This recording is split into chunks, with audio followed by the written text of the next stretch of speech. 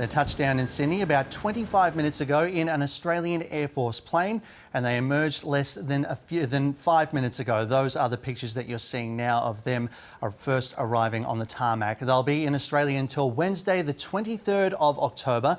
Now, it's something of a slimmed down tour, as the King is still undergoing cancer treatment, which he has paused only for this visit. The King and Queen will attend events in the ACT and in New South Wales, including publicly listed appearances at the Australian War Memorial, Federal Parliament and the Sydney Opera House. Now, we're going to stay with those pictures, but I want to bring in Dr. Cindy McCreery. She is an Associate Professor of History at the University of Sydney with particular expertise on the royal family, and she joins us now. Dr. McCreery, thanks very much for joining us. Now, His Majesty is of course no stranger to Australia. This is his 17th visit to our shores, but what will be different this time around, given that this is his first visit as King? Thank you, Manny. Look, for Charles, this is a total game changer. To come not just to Australia, but to the first realm overseas, having come to the throne 2 years ago, is his moment to show not just people in Australia or Britain, but really around the world, that he is a fit successor to his mother, who, of course, that beloved and respected sovereign, but also that with his recent health concerns, that he is able and well enough to continue in what is, after all, a very grueling role.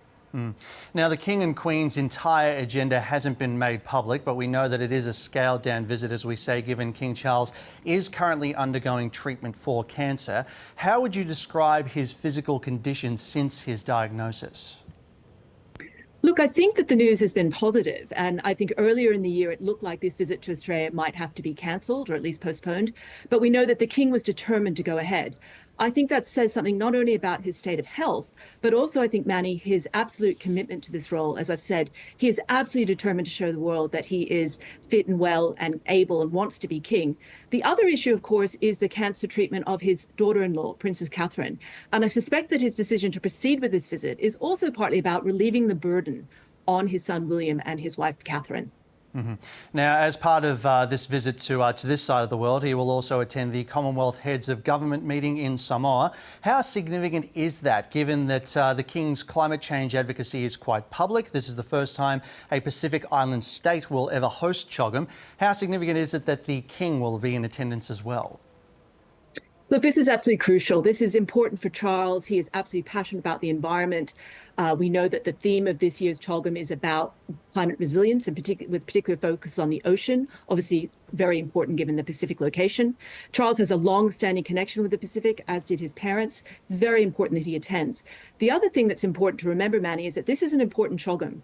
We have an election for a new Secretary General, and all three of the candidates for that role have come out and spoken in favour of the idea of reparations to nations which have suffered under British colonialism, and including nations in the Pacific which suffered, for example, in the 19th century from blackbirding, or essentially forced labour. Now, the British Prime Minister has made it clear that he will not enter into any negotiations here, but clearly this is a CHOGM which everyone will be paying close attention to.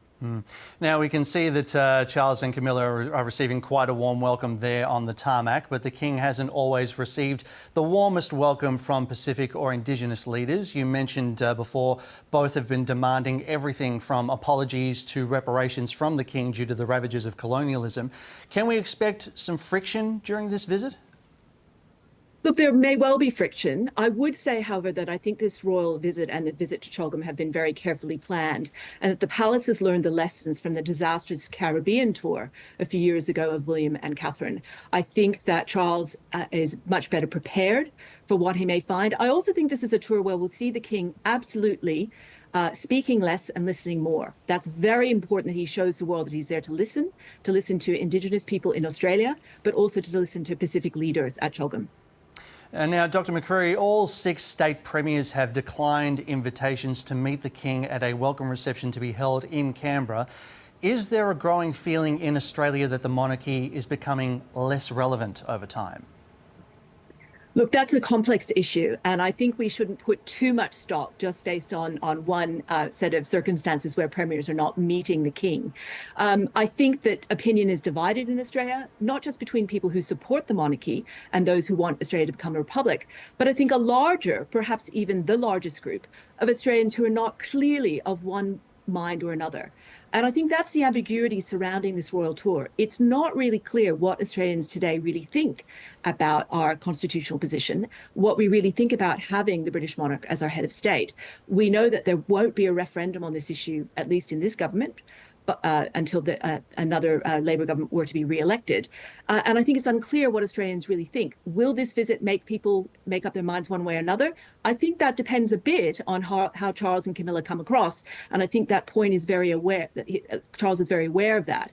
And I think there's an awful lot of pressure on him to try and do what he can to try and persuade people that, you know, he is a fit head of state. Having said that, he's made clear, and this is long-standing policy on the part of Buckingham Palace, that it's up to the individual population of a nation to decide their constitutional future. It is not Charles's role to persuade Australians not to become a republic.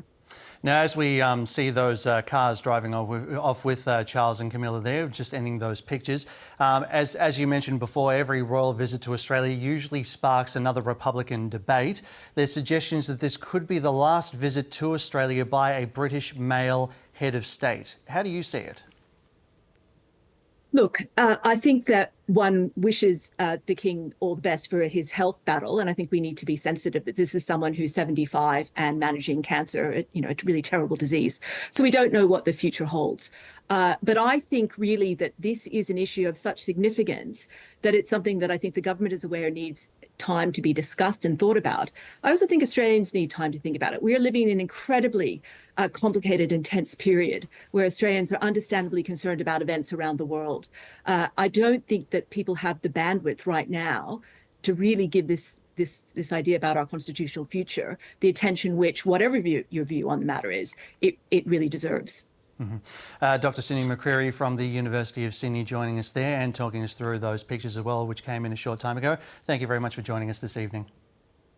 Thank you, Manny.